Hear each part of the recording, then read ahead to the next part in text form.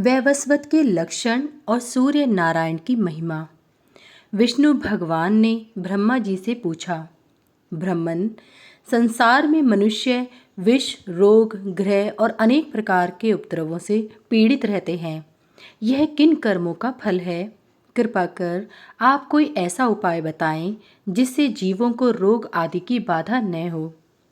ब्रह्मा जी ने कहा, जिन्होंने पूर्व जन्म में व्रत, उपवास आदि के द्वारा भगवान सूर्य को प्रसन्न नहीं किया, वे मनुष्य विष, ज्वर, ग्रह, रोग आदि के भागी होते हैं।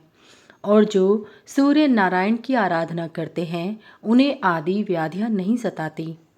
पूर्व जन्म में भगवान सूर्य की आराधना से इस जन्म में आरोग्य, परम बुद्धि और जो भी मन में इच्छा करता है, निसंदेह उसे प्राप्त कर लेता है। आदि व्याधियों से पीड़ित नहीं होता और न विष एवं दुष्ट ग्रहों के बंधन में ही फंसता है, तथा कृत्या आदि भी भय उसे नहीं रहता। सूर्य नारायण के भक्त के लिए दुष्ट भी अनुकूल हो जाते हैं और सब ग्रह सौम्य दृष्टि रखते हैं। जिस पर सूर्य देव संतुष्ट हो जाते हैं, वह देवताओं का भी पूज्य हो जाता है। परंतु भगवान सूर्य का अनुग्रह उसी पुरुष पर होता है जो सब जीवों को अपने समान ही समझता है और भक्तिपूर्वक उनकी आराधना करता है। प्रजाओं के स्वामी भगवान सूर्य के प्रसन्न हो जाने पर मनुष्य पूर्ण मनोरथ हो जाता है। भगवान विष्णु ने पूछा, ब्रह्मन, जिन्होंने पहले भगवान सूर्य की आराधना नहीं की और रोग व्याधि से दुखी हो गए हैं, वे उन कष्ट एवं पापों से कैसे मुक्त हों, कृपा कर बताएं। हम भी भक्ति पूर्वक भगवान सूर्य की आराधना करना चाहते हैं। ब्रह्मा जी बोले, भगवान, यदि आप भगवान सूर्य की आराधना करना चाहते हैं तो आप पहले वैवस्वत सूर्य भक्त बने, क्योंकि बिना विधि पूर्वक सौरी दीक्षा के उनकी उपासना पूरी नहीं हो सकती।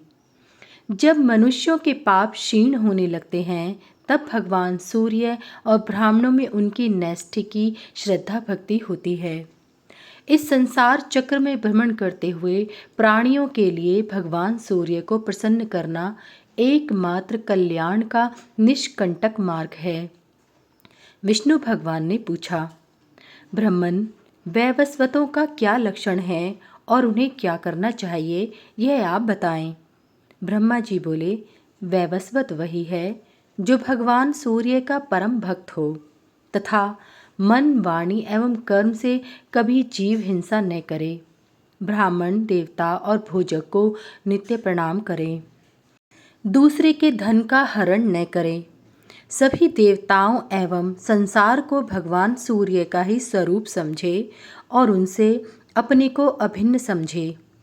देवता, मनुष्य, पशु पक्षी, पिपीलिका, वृक्ष, पाषाण, काष्ठ, भूमि, जल, आकाश तथा दिशा सर्वत्र भगवान सूर्य को व्याप्त समझे, साथ ही स्वयं को भी सूर्य से भिन्न न समझे। जो किसी भी प्राणी में दुष्ट भाव नहीं रखता, वही वैवस्वत सूर्योपासक है।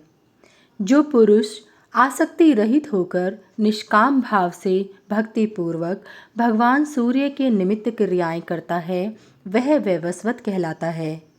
जिसका न तो कोई शत्रु हो और न कोई मित्र हो तथा न उसमें भेद बुद्धि हो, सबको बराबर देखता हो, ऐसा पुरुष वैवस्वत कहलाता है। जिस उत्तम गति को वैवस्वत पुरुष प्राप्त करता है, वह योगी और बड़े बड़े तपस्वियों के लिए भी दुर्लभ है। जो सभी प्रकार से भगवान सूर्य का दृढ़ भक्त है, वह धन्य है। भक्ति पूर्वक आराधना करने से ही सूर्य भगवान का अनुग्रह प्राप्त होता है। ब्रह्मा जी पुनः बोले, मैं भी उनके दक्षिण किरण से उत्पन्न हुआ हूँ और उन्हीं के वाम किरण से भगवान शिव तथा वक्ष स्थल से शंख चक्र गदाधारी आप उत्पन्न हैं। उन्हीं की इच्छा से आप सृष्टि का पालन तथा शंकर संहार करते हैं। इसी प्रकार रुद्र, चंद्र, इंद्र, वरुण, वायु, अग्नि आदि सब देवता सूर्य देव से ही प्रादुर्भूत हुए हैं और उनकी ही आज्ञा के अनुसार अपने अपने कर्मों में प्रवृत्त हो रहे हैं। इसलिए भगवान आप भी सूर्य भगवान की आराधना करें, इससे सभी मनोरथ पूर्ण होंगे। पितामह ब्रह्मा जी एवं विष्णु भगवान के इस संवाद को जो भक्ति पूर्वक श्रवण करता है वह मनोवांछित फलों को प्राप्त कर अंत में सुवर्ण के विमान में बैठकर सूर्यलोक को जाता है।